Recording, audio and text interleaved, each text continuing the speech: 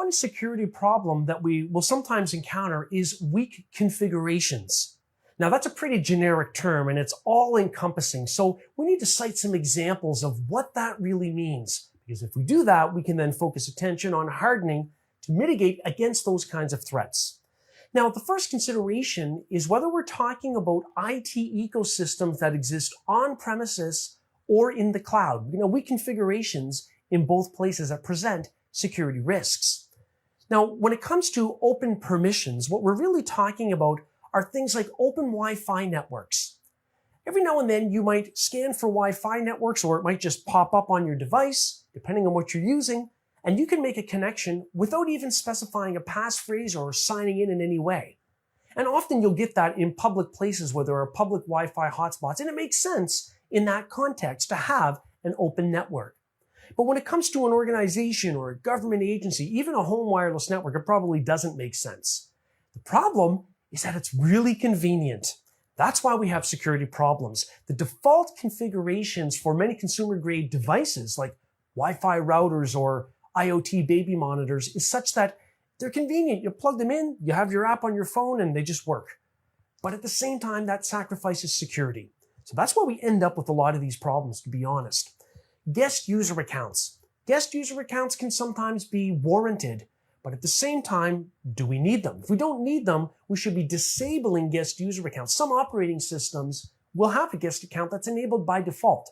If that's the case and you don't need it, turn it off. No intruder lockout settings. Now, part of an account or password policy is that you are looking for subsequent failed logon attempts. And as an example, if we have 3 incorrect login attempts in a short period of time, over and over and over, that is probably indicative of some kind of an attack against that user account, whether it's brute force or dictionary based. We might also have too many permissions assigned. So in violation of the principle of least privilege, such as adding people to the administrators group so they can access files, but problem is they probably have access to more than they really need. So that's a problem we have to watch out for in terms of weak configurations. Other examples would include the Linux root account. It's very convenient if you installed a Linux system or you have control over it to just always sign in with the root account. Then you can do whatever you want. You never have to remember to use the sudo command to run elevated commands because you're already logged in as the root account. Avoid that temptation. We really should be using the sudo command prefix. We shouldn't allow remote SSH connections as root directly because that's such a powerful account. We might want to consider maybe temporarily switching to root when we need to do things that absolutely require that privilege, but really it's better to use the sudo command prefix. Let's take a look at that for just a moment in Linux. So here on my Linux host, if I type who am I, it returns that I am user1, U1. So if I try to run privileged command like TCP dump against an interface like Ethernet 0, it comes back and says the operation isn't permitted. Now either I switch over to my root account to do this if I know the credentials for that, or I can run sudo if I'm in the sudoers file. For example, sudo TCP dump -i eth0. It's working now. However, some people find that very inconvenient. Remember, weak configurations normally result from things being inconvenient, and so no work is put into securing them. Really, what we could do is we could, for example, run sudo password. I'm going to set the root password to something I know here. So using a complex password is definitely recommended, and I'll confirm it here. So now, if I absolutely need to, and I'm not in the sudoers file, I can't use the sudo command prefix. If I know the password for the root account, of course I could change that situation, but I could also sign in directly as root. Now I can switch to root using the su command in Linux, switch user, switch to any account. By putting in a dash and no username, I'm switching to user root and running any initialization login scripts for that root account. Of course it says what's the password for root.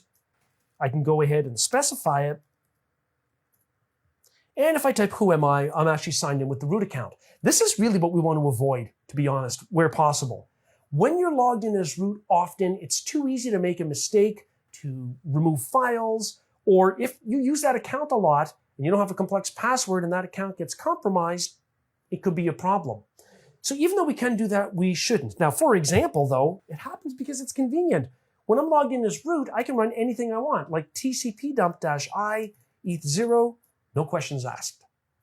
So really, we should be trying to configure sudo so that the appropriate users can run privileged commands. So I'm going to exit out of that root session. And let's go back now to talk about some more configuration examples you might run into that are weak and need to be addressed. One of those would be insecure cryptographic solutions. Remember way back in chapter 2 when Mike was talking about cryptographic algorithms for encryption and hashing? Well, just because it's a crypto algorithm doesn't mean it's secure. Over time, some of these are proven to be the exact opposite, in fact. Imagine that we've got the Wi-Fi equivalent privacy, or WEP, used on a wireless network. Now, 20 years ago, that was considered a secure solution to protect Wi-Fi network traffic. Nowadays, unacceptable. As a matter of fact, in newer wireless routers, WEP is not even a selectable option to enable network encryption. So if you come across that kind of a configuration, it needs to be switched to something more secure like WPA3. Digital Encryption Standard, or DES. Back in the heyday, back in the 1970s, this was the US government standard for encryption. It's only 56-bit encryption though, so it's long been deprecated. Instead, we should be using something like Advanced Encryption Standard, or AES. Secure Sockets Layer, or SSL. This one is bad because it's only really recently been completely deprecated, and so there's still a lot of it in use, but there are known attack vectors with Secure Sockets Layer. SSL uses a PKI certificate to secure network communications. Think of an HTTPS website. If it's using SSL, that means it's configured on the server side and the web browser side to use SSL. That is a security problem. Even what supersedes it, TLS, Transport Layer Security. If you're using anything less than TLS version 1.2, there are some serious security ramifications as a result of that. Now, you determine if you're using SSL or a certain version of TLS in your web browser config and in your web server config. So it's up to the admins of those environments to make sure that those things are not being used. As a matter of fact, in March of 2021, Microsoft announced that they were basically stopping support for TLS 1.0, 1.1 for their Microsoft 365 line of products and many other things as well. So there are a lot of web browsers that will no longer support SSL, and some of them will no longer support TLS version 1.0 or 1.1. So this is a big one, but you can't protect against this if you don't know how your environment's configured. It's important to have an inventory of servers and if they're using SSL or TLS and so on. The other thing to think about are changing default settings. This one is a big one. Again, it's convenient to plug things in and walk away. They just work. The problem is everyone knows what the default configuration is on that.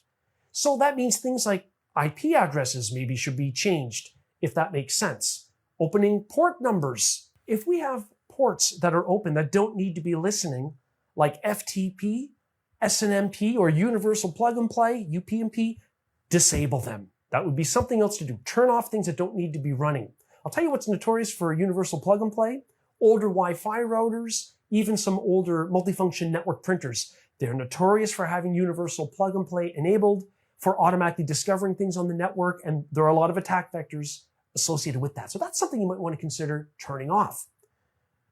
Also, installing things in the default location, like a web server, and installing it in the default location on a hard disk with all the web pages in that default space. So if someone compromises the web server and is able to execute a directory traversal attack, they're going to know exactly where to go to get files. Make it more difficult for potential attackers to find things in your environment. Using usernames and passwords that come set as a default. For example, with an IoT device or with a wireless router, not changing the default admin username and password. That is absolutely one of the worst things that we can run into, especially if it's internet facing. Anybody can search on the internet for default username and password lists for a wide variety of products, like little IoT devices for enabling smart light bulbs to change light colors, or HVAC IoT devices with apps on smartphones to allow turning on the lights and turning up the heat on your way home, or also baby monitors. All of that type of stuff can be notorious for having default passwords left. And then when we look at a view like this, now this is an older one, but as we go through it, we can see the specific device model, the usernames and the passwords. There are plenty of these that are up to date. I'm showing you an older one on purpose. The other thing is, if we couple that with things we already know, what I mean is if we go to the Shodan.io site, now that is used to crawl the internet looking for devices that are considered not to be secure because of default settings and so on. So let's say here I click on Explore, okay? And let's say we explore things that were discovered by this site that have a default password set. So I'm going to click default password. Let's see what it comes up with. Now this is international, and it's both at the corporate or industrial level as well as personal home use level. So here we've got all kinds of devices shown that have potentially default usernames and passwords left enabled. Now, just because, we might think we're so smart to figure this out, should we go ahead and do it? No, because you could be crossing the line, could be breaking the law. So even though we know how to do it, we shouldn't necessarily do it. So what we're seeing here then is the danger related to weak configurations, which often stems from just leaving the default as it is.